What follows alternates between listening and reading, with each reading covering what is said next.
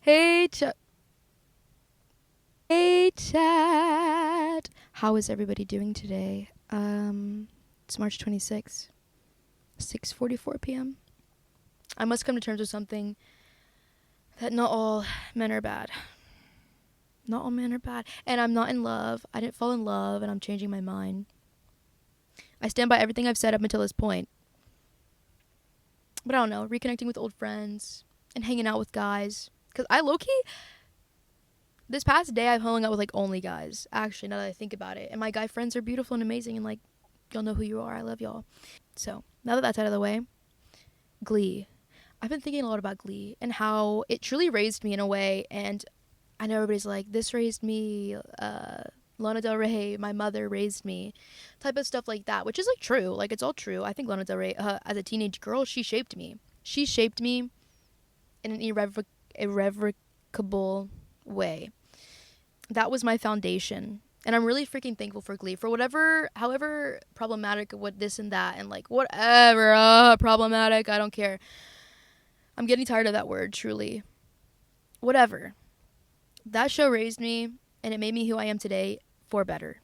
Maybe the only way it'd be like kind of for worse is like I do have Rachel Berry syndrome sometimes because she is my favorite character. Like I am sorry, like she's my favorite character. I don't care. I don't care that that's a wrong take. I do not care that that is a wrong take that Rachel Berry is my favorite character because she has confidence.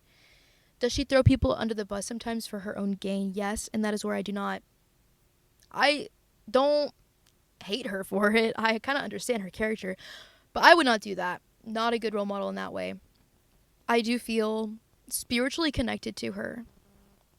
Spiritually connected to Rachel Berry in a way that honestly is a root of my confidence. Rachel Berry is a root in my life of where my confidence grows from. And it's so funny to say that out loud because, like, what a bitch she is in the show. But, like, no, truly, she does her thing. She does her thing and she does it well. And everyone relies on her. And if she were to ever screw up, not an option. Not an option for her to screw up. So you know what? Let her put her own life first sometimes. Let her do her own thing. Let her throw somebody under the bus sometimes because if she didn't do her job, the entire thing is out the window. Everything relies on her. So I understand her complex. I entirely understand it, and I don't want to have a complex. But I got a duplex, you know? Like, I want to have a duplex. I want to have some confidence that maybe be delusional. Because everybody needs that. Everybody needs that. It's either that or you, like, have ego death and you don't have an ego at all, and then you're, like, chill, you know? I feel like there's only two ways to be happy.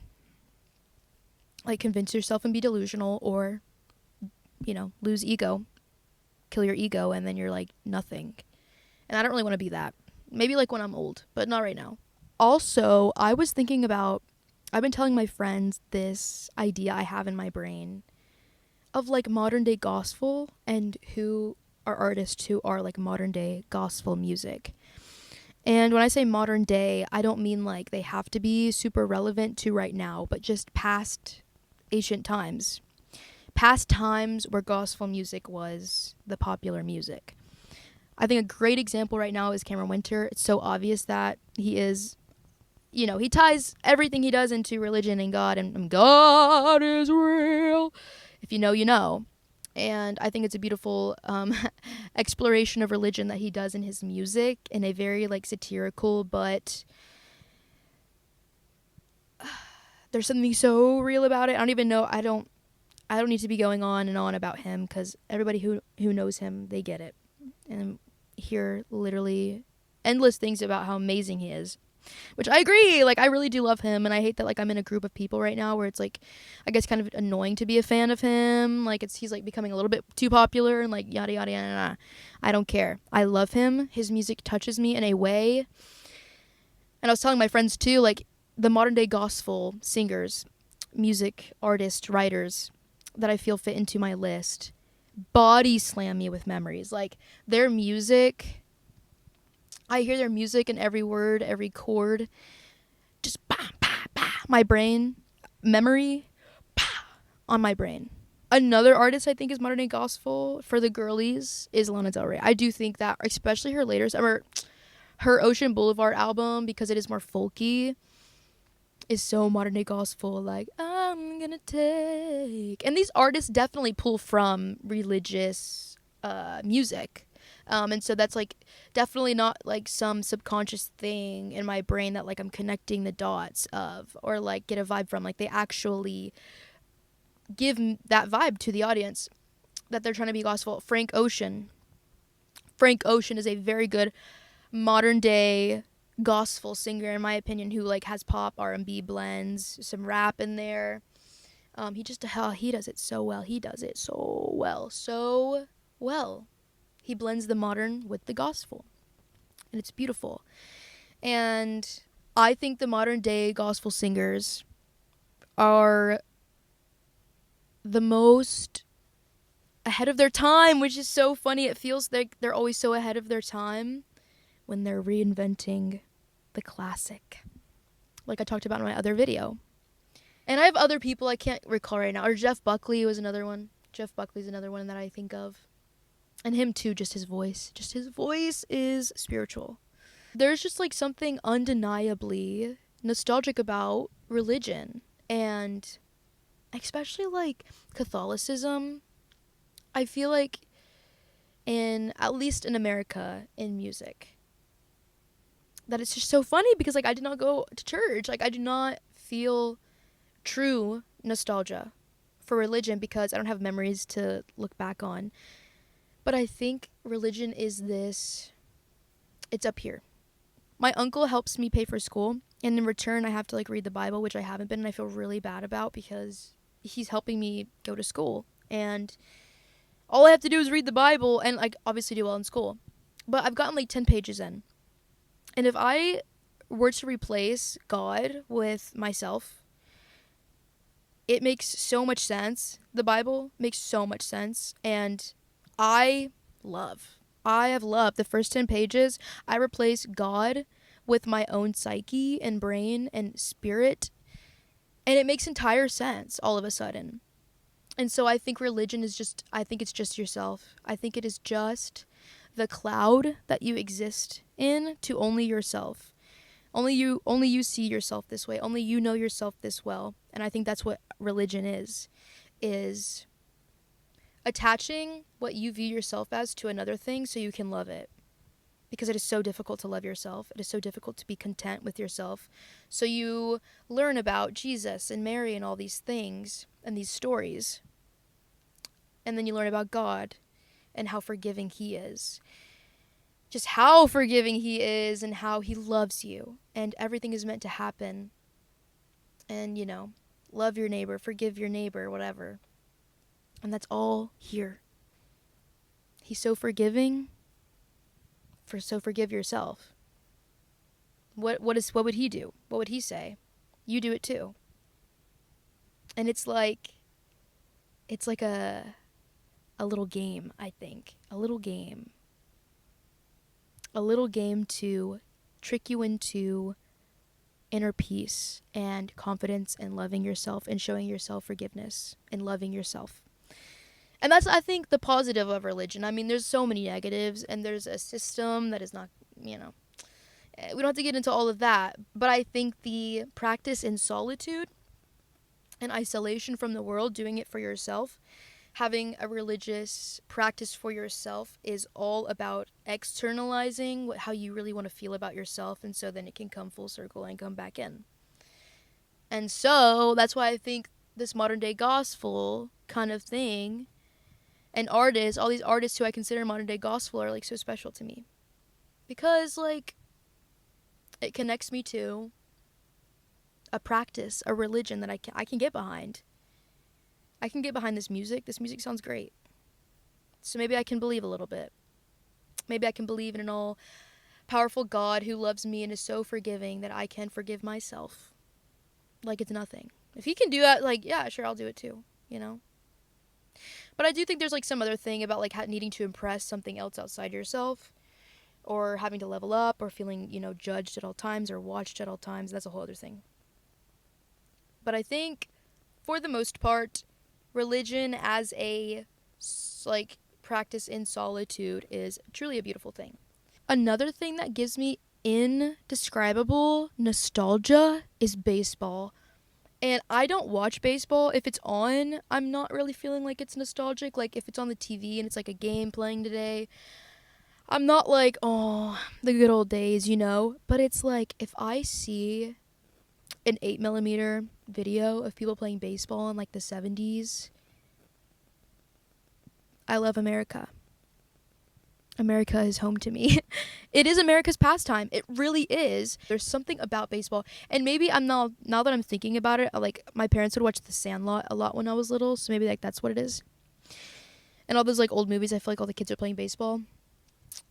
But I think aside from that, me and Emma, my friend Emma, were doing karaoke the other day and we were singing Bring on the Major Leagues. The Major Leagues. Major Leagues by Pavement. Bring on the major leagues. And in the background, they were playing old clips of people playing baseball. And actually, I was like, why would they do that during karaoke? Do you want me to cry right now? Do you want me to stop what I'm doing and cry? I cannot describe why old clips of baseball make me so sad. So sad, but in the sweetest, most beautiful way.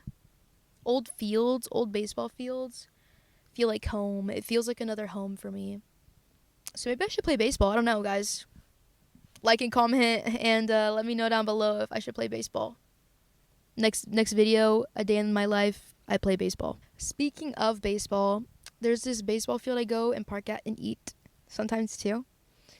And I'll just like look over the field because it's like down a hill. The other day when I filmed the Life with Besties Part 2 video. First of all, filming that video was just so emotional, and editing it too was so emotional. Like, the place I was in last year versus now. As Luca would say, the time in between. It's never about right now. It is never about right now. It's the fact that so many things happen between then and now. It's everything to do with the time in between. And filming that video and editing it, actually, I've never felt such heaviness. My heart has never felt so heavy. And I've had to deal with people in my life dying. And my heart has never felt so heavy. So heavy about my friendship with these beautiful girls. I don't know if I'll be able to watch that video for a while again. I watched it a couple times after I made it just to check, if everything was okay. And I don't know if I will be able to watch it, especially the end. I played a song by the Red House Painters. And that is a band that I don't think maybe gives modern gospel vibes, but they are modern gospel to me.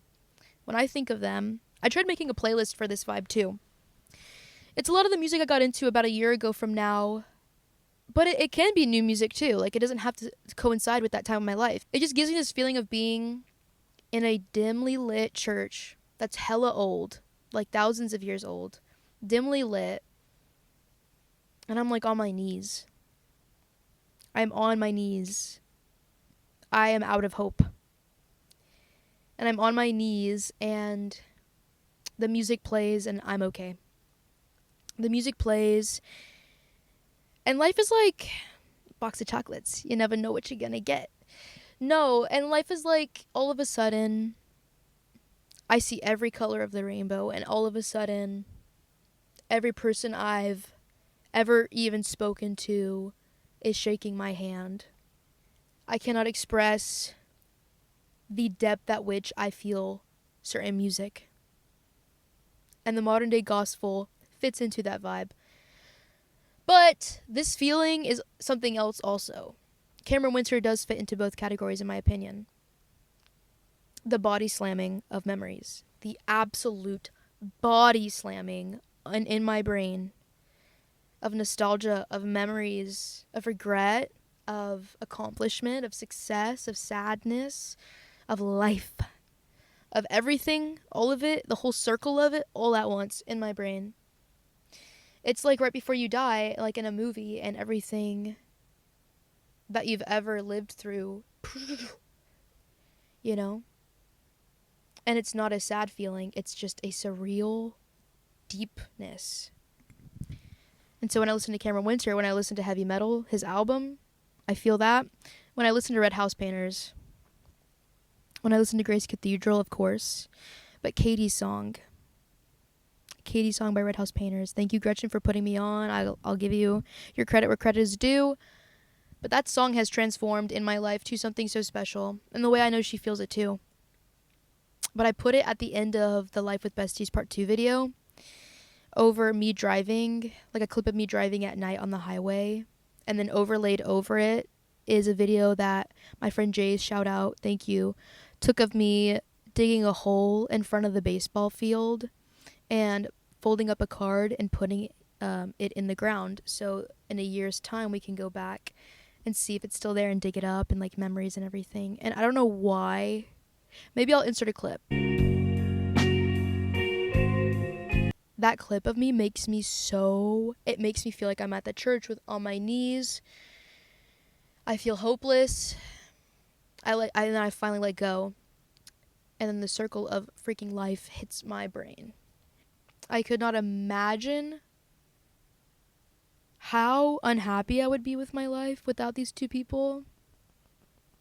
But also just like lost. And I know I've been talking about how I've been lost in general, but I'm lost in a way right now where I feel it's intentional and it's what I'm supposed to be going through. I would be lost in a different way if I'd never met them. I would be sullen, sad, depressed, and I wouldn't even really know it. I would just be going with the flow. But the flow is a downward spiral. And I wouldn't even know until I was circling the drain and I couldn't get out, you know? So I'm so glad I met them. I could yap about them forever. We all know this. We all know this.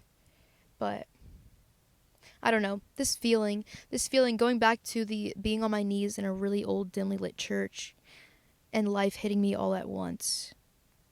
This feeling has been very, very deep within me. I feel like, my whole life I have felt very in my brain. Everybody has, I know everybody has, but I truly, truly, truly feel my brain is not otherworldly, but otherworldly. My childhood feels like I was born on another planet. I lived there and I did what I did, and then when I was 12, I got sent to Earth, and then I started making memories and forming my opinions about Earth. I just feel like my first 12 years of life I was just not here, which obviously kind of makes sense because I was so young. I'm not who I am. I'm not the same person. I've grown up and I have a different mindset and a different brain. But it truly feels like the first 12 years of my life, I was not even on Earth. I do not have memories of Earth. And then I turned 12 and then I started actually whoa, this is Earth. And so this person did that. Okay. This person does that. Okay. Before 12, I really don't have that. And the older I get, I feel like I'm uncovering where I actually was born. I actually sound insane right now, but the older I get, I feel like everything I can describe and put words to and how I feel it's getting closer and closer to describing that place that I existed for the first 12 years of my life. I think on my knees in an old church that's dimly lit is a place I existed before I was 12. I feel like that, or maybe when I was in the womb, my brain was somewhere else doing that, playing that in a loop, and then they put it back in before my mom gave birth to me or something. I have such a connection to that image. I just don't feel also too I'm meant to be on Earth, and not in a crazy gonna lose my mind and do something crazy type of thing. I just don't feel like I belong on Earth. I think I'm meant to come back to Earth to say things, be in my car at 7:18 p.m. and do a podcast and maybe go to school and get a degree and then graduate and get a job. That's what I'll come back to Earth for that. But I feel in my free time I don't belong on Earth. I feel I should be doing something else, going some other place. I don't know. Earth is clocking in. Earth is clocking into work. But when I don't want to be clocking into work, I'm somewhere else. I can I think that ultimately, though, the place that I do exist that isn't Earth is true Earth. I think when I'm on Earth is when like I'm in society and like I'm talking to people and like I'm doing things. I'm going to this, going to that, doing my homework, going to work. But when I'm not on Earth, when I'm in the old church, it's something so, I was gonna say the word primal, but that doesn't seem right. But something in that vibe, if you catch my drift. Something so foundational, something so bare bones to what this planet is and what a human is. So simple. Us humans live on Earth. We build a building so we can have hope to keep living. Because why else? Why else would we keep living? Aside from, fear of death. That, like, we're just innately born with, Loke, which I don't know why. Fear of death. Other than that, there is nothing but hope as to why we keep living. And there's something so simple about that and so necessary about that. And I think that is true Earth. And I think that is where I am when I'm not being busy, when I'm not clocking in. Because if I was not at that place where, like, how do I get hope? Like, I have to really meditate with myself and be in that place a lot of the time. Take me to church. I don't have to be taken to church, I can do that on my own. But it is so isolating sometimes, and it is such a lonely thing when you do it. And I don't necessarily usually lonely in a bad way. It's just, I actually am alone when I try to find solace and peace within myself. But sometimes, because it's so individual and it's so personal to me, the emotions I feel for it are so deep and grotesque. It's so personal to me. It's so personal to me. It is everything to me.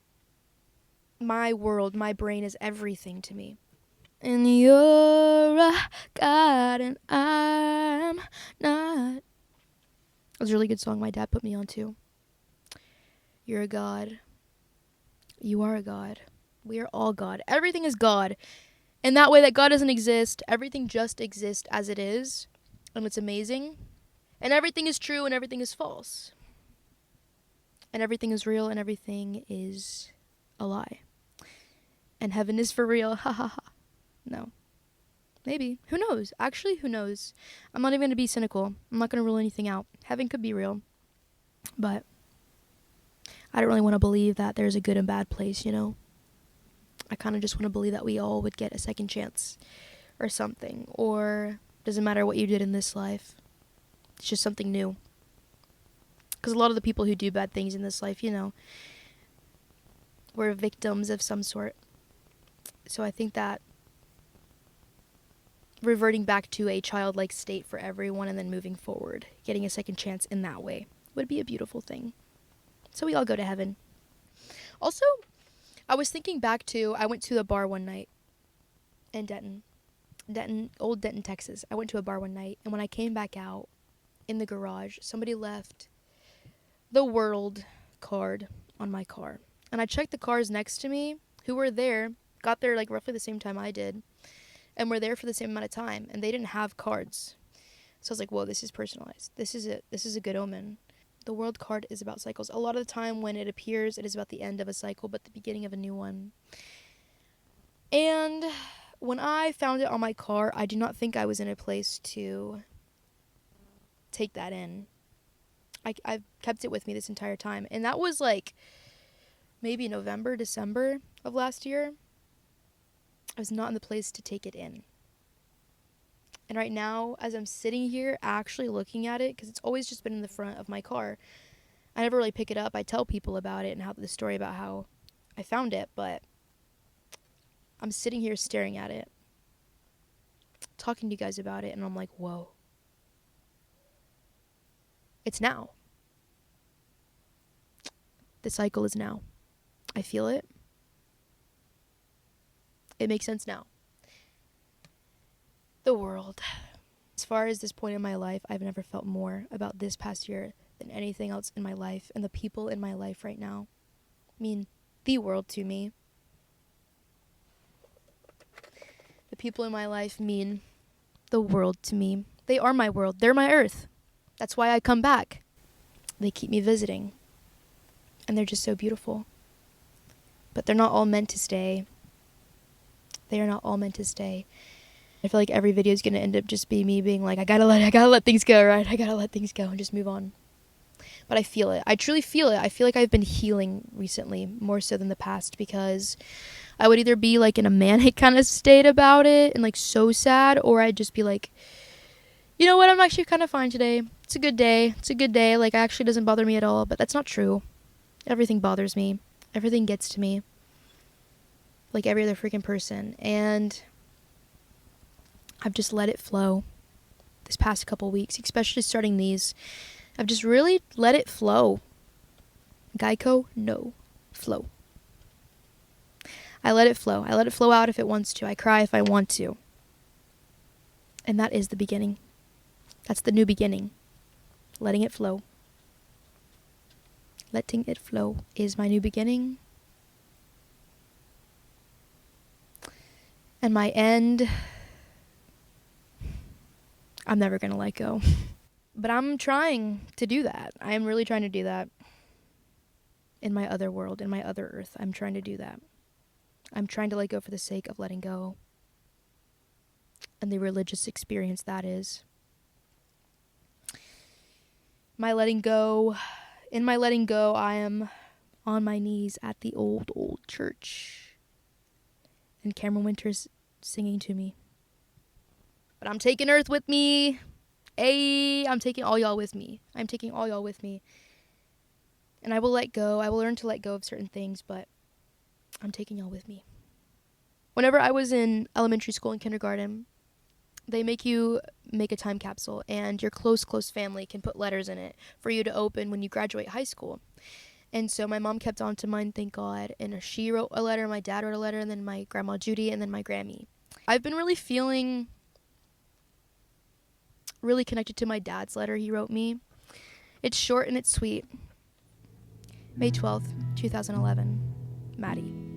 It seems like yesterday your mom and I were bringing you home from the hospital. You were and are so beautiful and full of life. Time goes by so fast, and now you're grown from a precious baby to a big girl of 6 years old. I can't put into words how much I love you and how special you are to me, but I know I was blessed by God to have you. My life would not be complete without you and your sister. And I pray that I've always made you feel important, safe, understood, and most of all, loved. You are the beat of my heart and the warmth in my soul. I love you with all my heart. Love, Daddy.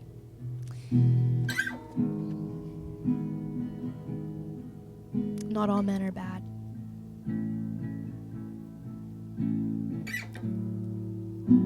Not all men suck. I guess we're going to get out of here in just a second. Yep. I don't want to be stuck in Boise any longer than I gotta be. Well, thank you for that.